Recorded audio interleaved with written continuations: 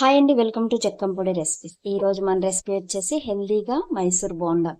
మనం మైసూర్ బోండా అనగానే మైదా పిండి, సోడా ఉప్పు కంపల్సరీ కదా, కానీ ఆ రెండు లేకోకుండా మైసూర్ బోండా అనేది మెత్తగా క్రిస్పీగా లోపల పిండి లేకుండా ఎలా రావాలి ఏంటనేది కొన్ని టిప్స్తో మీకు ఈ రోజు ఈ వీడియోలో చూపిస్తాను. లాస్ట్ వరకు స్కిప్ చేయకుండా వీడియో మొత్తం చూసేయండి. ముందుగా ఒక బౌల్ తీసుకొని ఒక కప్పు వరకు గోధుమ పిండి తీసుకుందాం. ఈ గోధుమ పిండిని నేను ముందుగానే జల్లించి పెట్టుకున్నానండి. ఇలా జల్లించి పెట్టుకున్న గోధుమ పిండి వచ్చేసి ఒక కప్పు వరకు తీసుకున్నాను. మనకి ఒక కప్పుకి వచ్చేసి కప్పు వరకు పెరుగు అనేది యాడ్ చేసుకోవాలి. మనం తీసుకున్న పిండికి ఒక అరేంజ్ తక్కువగా ఉండేటట్టు పెరుగు అనేది యాడ్ చేసుకోవాలి. ఇందులోని వాటర్ వచ్చేసి పావు కప్పు వరకు యాడ్ చేసుకున్నాను. సాల్ట్ వచ్చేసి 1 టీ స్పూను, జీలకర్ర వచ్చేసి ఒక 2 టీ స్పూన్ల వరకు వేసుకోండి. ఇలా వేసేసి ఈ మొత్తం కూడా బాగా కలిపేయండి. ఎక్కడ ఉండలో గడ్డలో లేకోకుండా బాగా మిక్స్ చేసేయాలి.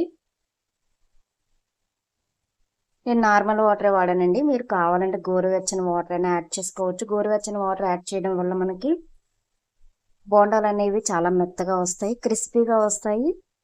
అలాగే మనకి పిండి అనేది కూడా లోపల లేకోకుండా ఉంటుంది. నార్మల్ వాటర్తో అయినా సరే మీరు పిండి అనేది ఇలా కలిపారంటే లోపల పిండి లేకోకుండా చాలా మెత్తగా మైసూర్ బోండా కూడా తలదన్నేలాగా ఈ బోండా అనేది వస్తుంది. ఇప్పుడు పిండి మొత్తాన్ని కూడా ఇలా కలిపేసుకున్న తర్వాత ఒక 2 గంటల సేపు మూత పెట్టి పక్కన పెట్టేసుకోండి. 2 గంటల తర్వాత ఇప్పుడు మూత తీసి చూడండి. మనకి కొంచెం కలర్ అనేది చేంజ్ అవుతుంది. ఇలా బబుల్స్ లాగా మనకి పిండి అనేది ఇలా సాగుతూ వస్తుంది అనమాట. మరీ జోరుగా కాకుండా మరీ గట్టిగా కాకుండా పిండి అనేది మనకి ఇలా రావాలి. ఇప్పుడు మన అరచేతితో వేళ్ళు అనేవి అందులోకి పోనిచ్చి మొత్తం కూడా పిండిని ఇలాగా బీట్ చేసుకుంటూ కలపాలి. అప్పుడే మనకి గుల్లగా మైసూర్ బోండా అనేది వస్తుంది. చాలా మందికి డౌట్ అండి, గోధుమ పిండితో బోండాలు వస్తాయా అని. వస్తాయండి, చాలా మెత్తగా క్రిస్పీగా. 1-2 తినేవాళ్ళు 4-5 లాగించేస్తారు, అంత రుచిగా ఉంటాయి. ఇప్పుడు ఈ పిండిని పక్కన పెట్టేసుకుని గ్యాస్ వెలిగించుకుని ఒక కళాయి పెట్టుకుని డీప్ ఫ్రైకి సరిపడా ఆయిల్ అనేది వేసుకుందాం. ఇలా ఆయిల్ వేసుకుని ఆయిల్ని బాగా కాగనివ్వండి. ఇక్కడ చిన్న టిప్ అండి మీకు, మనకి కూల్ వాటర్ అనేది ఉంటుంది కదా, అదేనండి చల్లని వాటర్. ఆ చల్లని వాటర్ తీసుకొని చేయిని తడి చేసుకున్న తర్వాత బోండా పిండి తీసుకొని వేళ్ల మధ్యలో నుంచి మీరు ఇలా బోండాలు వేశారంటే మనం తీసుకున్న కూల్ వాటర్ వల్ల పిండి అనేది పైన ఇలా సాఫ్ట్గా, లోపల పిండి లేకోకుండా పైన క్రిస్పీగా బోండాలు అనేవి చాలా పర్ఫెక్ట్గా వస్తాయి. గుండ్రంగా కూడా ఉంటాయి, మనకి కలర్ కూడా చాలా పర్ఫెక్ట్గా కుక్ అవుతాయి.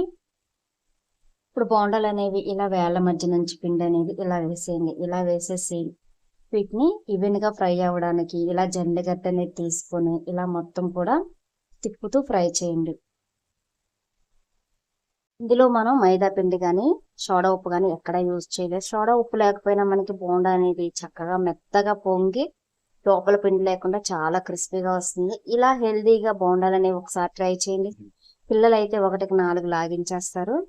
ఇప్పుడు చూడండి, మనకి ఈవెన్గా ఒకటే కలర్ వచ్చినాయి కదా మొత్తం బోండాలన్నీ కూడా. వీటన్నిటిని ఒక జల్లి గరిటలోకి ఇలాగా వేరే గరిట సహాయంతో తీసేసుకోండి. చూసారుగా ఎంతో గుండ్రంగా, చూస్తుంటేనే కన్నులకి విందుగా మనకి బోండా అనేది రెడీ అయిపోయింది కదా. ఇంకొక వాయి కూడా మీకు వేసి చూపిస్తాను. ఇలా కాగిన ఆయిల్లో కూల్ వాటర్లో తడుపుకున్న చెయ్యండి. ఇదైతే మిస్ అవ్వద్దు అసలు, చాలా ఇంపార్టెంట్. ఇలా వేళ్ల మధ్యలో నుంచి పిండి అనేది వదులుతూ ఉండండి. బోండాలు అనేవి ఎప్పుడైనా సరే పిండి అనేది ఇలా ఆయిల్లో వేయగానే ఇలా పైకి పొంగితే మనకి బోండా అనేది ఆయిల్ పీల్చుకోకుండా పర్ఫెక్ట్గా వస్తుంది. ఇదండి మొత్తం అన్నిటినీ కూడా నేను ఇలా రెడీ చేసుకున్నాను. ఇలా రెడీ చేసుకుని ఒక బౌల్లోకి తీసుకున్నాను అనమాట. చూసారు కదా గోధుమ పిండితో క్రిస్పీ బోండాలు అనేవి. ఇప్పుడు మీకు ఒకటి చూపిస్తాను చూడండి. చూడండి ఎంత మెత్తగా ఉందో, చాలా క్రిస్పీగా మెత్తగా దూదిలాగా వచ్చాయన్నమాట.